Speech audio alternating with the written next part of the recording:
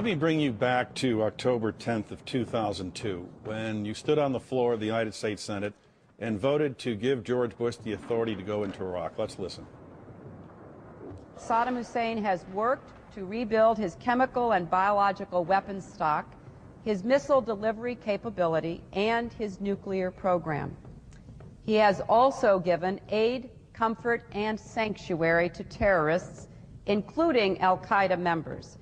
Any vote that might lead to war should be hard. But I cast it with conviction. So it is with conviction that I support this resolution as being in the best interests of our nation. As we sit here this morning, Saddam rebuilding a nuclear weapons program, just not true. Giving aid and sanctuary to al-Qaeda, debatable. Your vote in the best interest of the nation. Do you believe that your vote was in the best interest of the nation? Well, I cast a sincere vote based on my assessment at the time, and I take responsibility for that vote. I take responsibility for that vote. I take responsibility for that vote. Senator, besides the vote to authorize, there were three other important votes during that time period.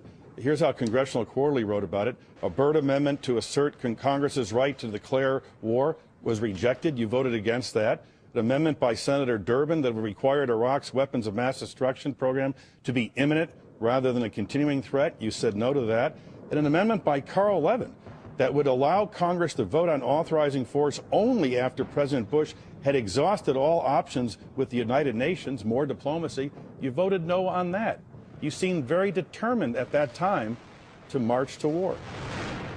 Is it fair to say that the most important vote you cast in the Senate, in your own words, on authorizing the war in Iraq was wrong? I think it's important to take responsibility. It's important to take responsibility, take responsibility, take responsibility, take Ser responsibility. responsabile, no vote for Hillary Clinton. Ser responsabile, no vote for Hillary Clinton. Ser responsabile, no vote for Hillary Clinton.